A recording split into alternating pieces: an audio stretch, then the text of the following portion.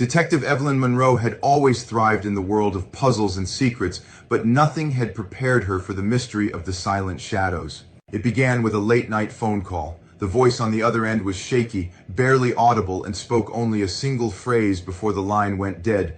"They know." Evelyn didn't need more than that. She grabbed her coat and badge, heading out into the rain-soaked streets of the city. Her destination was a crumbling, abandoned warehouse on the outskirts of town, a place whispered about among those in the know, but never openly discussed. The warehouse was a relic of the past, with shattered windows and walls covered in graffiti. But inside, hidden beneath layers of dust and decay, was something far more sinister. Evelyn had received anonymous tips for weeks, vague hints pointing her toward a network of criminal activity that seemed too vast and too hidden to be real.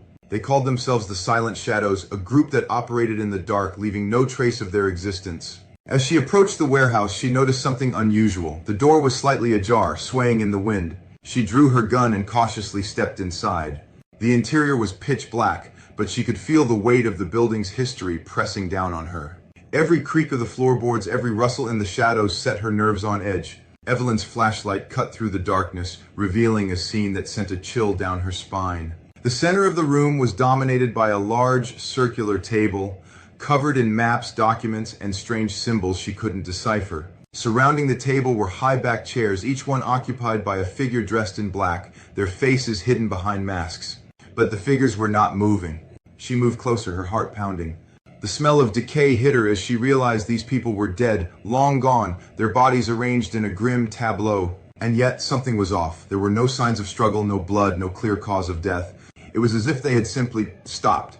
On the table, among the papers, was a small, leather-bound notebook. Evelyn picked it up, her hands trembling slightly as she flipped through the pages.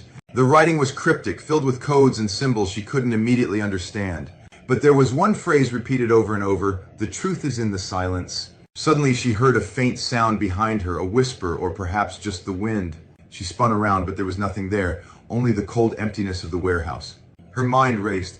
The Silent Shadows had been planning something big, something that could shake the foundations of the city, maybe even the world.